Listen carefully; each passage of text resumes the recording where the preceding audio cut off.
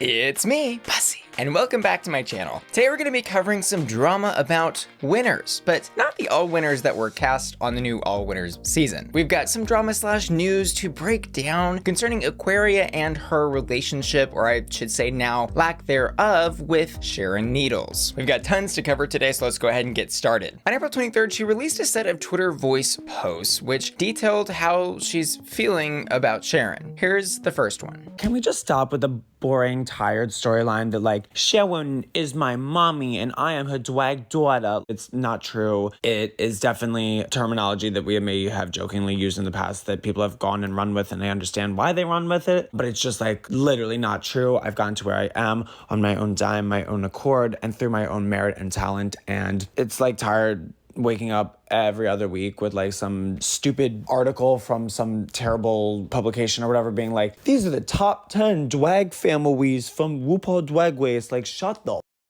up. The most tiring part about the whole annoying man from Pittsburgh discourse is that it just pops up around any and every corner. And she followed that voice post up with some other tweets saying, like, at this point, my biggest regret in the foundation of my career is that so many people are under the impression that some grown man from Pittsburgh helped me in nearly any way to get to the place where I am today, or even the place where I was 4 years ago. And of course, no disrespect to the fans either, heart emoji. I get where everyone's coming from and I get what everyone says, but this person hasn't been my friend for a long asterisk time and was never anything beyond a friend in the past. I don't have drag family, I never did, and that's just the truth. And I will say, firstly, the fandom should 100% respect what Aquaria is asking for. If she wants to not be associated with a specific person, then the fandom should respect that. The news articles reporting on the mother-daughter relationship dynasties of the drag houses should respect that. And I think the bigger issue is that a lot of these other news sources kind of use the drag world for clickbait and news, and they aren't really deep in it, like we are over here on the Bussy Queen channel,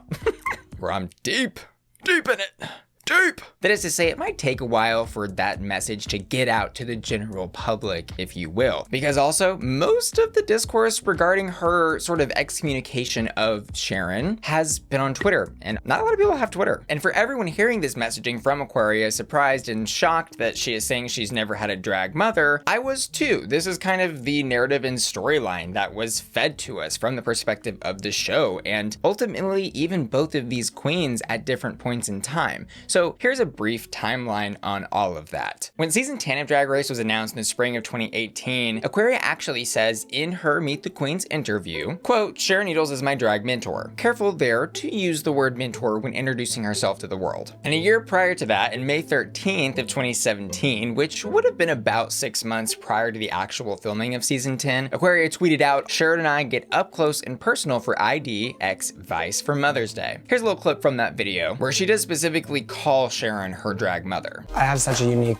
experience because not many people get to have a drag mother who's touring the world. And a year prior to that, there's even a tweet from Aquaria saying, at Sharon Needles is my mama, and never forget it, anyone. We also see Aquaria refer to Sharon as her, quote, mama in a tweet at the end of 2017 in November, which would have been right after filming. Thankful for at Sharon Needles today because she is that mama. And while the season was airing, we see this tweet from Aquaria. Also, I am definitely my mother's daughter. LOL, at Sharon Needles. Her messaging, though, does seem to change depending on what platform she's on and who she's talking to, because on April 5th, 2018, which would have been when the season was airing, she did an interview with them.us by Michael Cuby, who writes, then there's Sharon Needles, Aquaria's, quote, drag mentor, in parentheses not, quote, drag mother, as she's quick to clarify, and one of the queen's earliest cheerleaders. He also writes, Aquaria was a fixture in the New York City club scene, having already booked gigs overseas, secured magazine covers, and made fans out of fashion industry heavyweights like Jeremy Scott, who does Moschino, and Nicola Formichetti. We do see some more mixed messaging from Aquaria on her relationship with Sharon. In May 2nd of 2018, she tells an ET interviewer that Sharon is her, quote, drag mom of sorts. However, she and Sharon double down on the like mother-daughter narrative in the Work the World documentary that is on the WoW Presents Plus streaming app. This was a series where each episode covered one of the cast members doing a sort of behind-the-scenes look on their experience with the tour they were going on. The published a list on the episode titled Aquaria is June 5th, 2019. The description reads, follow Aquaria as she rides the highs and lows of joining a major tour for the first time, and her fate on RuPaul's Drag Race Season 10 hangs in the balance. From swapping wigs with her drag and tour mom, Sharon Needles, to anxiously waiting to find out if she won Season 10, Aquaria uses her time on Work the World tour to solidify her legacy and grow as a performer. Sharon describes Aquaria in this episode as my little drag baby, saying she mailed her first pair of drag shoes at 17, and talks about Aquaria running the Sharon fan pages. She also says that she takes no credit for anything Aquaria has achieved. She would have reached these achievements with or without her. And Aquaria later says, in this, Sharon Needles is my drag mentor mother. Tormentor is a better description. One of the cameramen says, I forget, you're like mother-daughter, right? And Sharon responds with Aquaria in the room, mother-daughter, winner, winner, chicken dinner. Another cameraman to Sharon says, your daughter just tripped. Aquaria later says in a dressing room with Sharon, mama, you smell like smokes. And then the whole Aquaria episode ends with a hug between them at the last leg of this tour. Dramatic crossfade out. And based on what we know and what I've seen online, I don't think it's totally fair to call Aquaria Sharon's drag daughter based on the classical definition. From what I can tell, Sharon didn't put her in drag the first time, even if she did send her a pair of shoes via mail. And she certainly wasn't there with Aquaria taking her to her first gigs or teaching her dance moves or anything like that. Aquaria was a super fan of Sharon, quote, running the fan pages of her back in the day, and they did on the account of Aquaria and Sharon have at least some kind of minimal mentorship, which may have looked more just like a friendship or peer-to-peer type relationship that they ultimately both used for a little bit of clout in the community. It's what we call in the biology world mutually beneficial. All of that is to say, the relationship between these two queens was something that they both acknowledged in some capacity, and something that was very heavily pushed by the franchise, at least in this Work the World documentary series. But how do we go from Sharon being Aquaria's mentor or mother or mama, depending on the capacity in which she's speaking, to I don't associate or support this annoying man from Pittsburgh? The short of the whole thing is that there was a super fan of Sharon that released essentially a long list of accusations about Sharon's behavior, allegedly. And that list of accusations, as well as all of the social media accounts from the person that made them, have, from what I can tell, all been scrubbed from the internet. The Daily Beast, an online publication, did an investigative report about this whole situation, and in it they wrote, Sharon Needles' legal counsel wrote that they had been previously retained to help Sharon deal with the allegations which appear to form the basis for the investigative piece. Sharon has vehemently denied the allegations against her and is prepared to defend herself against this individual to the fullest extent possible. However, the situation is currently being litigated, from what I understand, so this probably isn't something that I will be able to cover on my channel until if one day this is all on public record in the court of law. We do have some more info from Aquaria regarding this when the original accusation list surfaced on the internet in the summer of 2020. Aquaria tweeted, I am begging y'all, please stop harassing me about Sharon. I have never sent that man